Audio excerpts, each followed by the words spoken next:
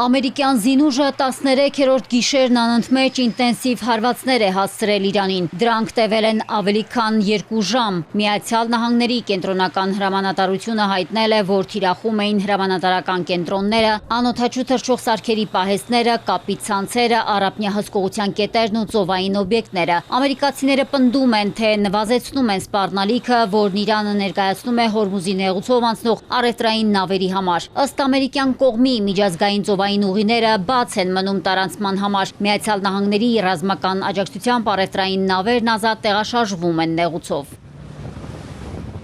Իրանի Ահվազ քաղաքին Միացյալ Նահանգների հարվածի հետևանքով 4 մարդ է զոհվել, ևս 5-ը վնասվածքներ ստացել։ Իրանի դեմ հունիսի վերջից սկսված օդային հարձակումների հետևանքով զոհվել է 55 մարդ, տուժել 630-ը։ Թրամփը գոհ է Իրանի դեմ պատժիչ գործողություններից, թեպետ հիասթափված է Միացյալ Նահանգների նախկին ղեկավարներից, որոնք ըստ նրա չեն կարողացել կամ չեն ցանկացել քայլեր ձեռնարկել Իրանի միջուկային ծրագրի դեմ։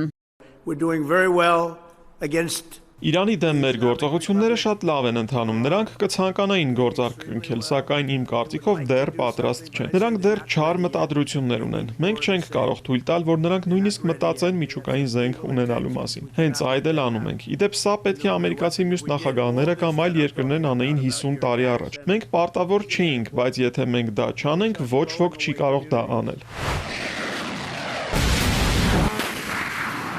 Թեհրանը Վաշինգտոնից հնչող ռազմատենչ ու ագրեսիվ հռետորաբանությանը պատասխանում է ռազմական ուժի ցուցադրությամբ։ Իսլամական հեղափոխության պահապանների կորպուսը գիշերն անօդաչու թռչող սարքերով կատաղի հարվածներ է հասցրել Բահրեյնում եւ Հորդանանում ամերիկյան ռազմաբազաներին, խոցելով վառելիքի պահեստարանները եւ սարքավորումներով լցված մեծ անգարները։ Անօդաչուներով գրոհ է իրականացվել նաեւ օդանավերի նորոգման ու սպասարկման անգարներին։ Պահապանների կորպուսը հրապարակել է նաեւ Քուվեյթում Միացյալ Նահանգների զինամթերքի պահեստների եւ անձնակազմի անգարների դեմ ուղղված դրոնային գրոհների կադրերը։ Իրանական կողմի պնդմամբ մի շարք պայթյուններից հետո անգարն ամբողջությամբ ավերվել է, թշնամական կողմում էլ կան զոհեր ու վիրավորներ։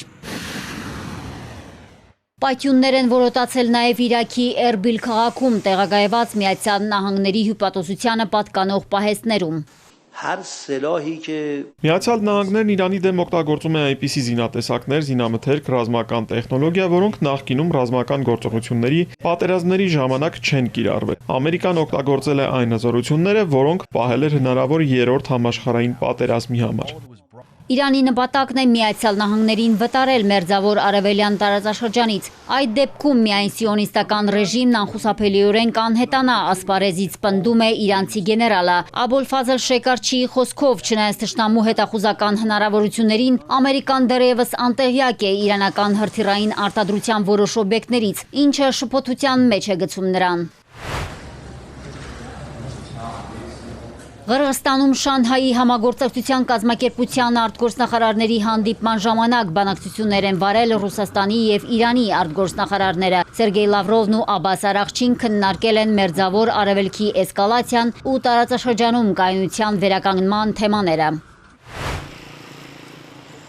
Վաշինգտոն-Թեհրան ռազմական լարվածության խորացման ֆոնին կողմերի մասնակցության բանակցային գործընթացը գրեթե անիրատեսական է թվում։ Իրանցիներից շատերը վաղուց չեն վստահում ամերիկյան վարչակազմի խոսքերին։ Շատերի կարծիքով, չնայած տնտեսական ճգնաժամին, Իրանը պետք է ամուր լինի իր դիրքերում։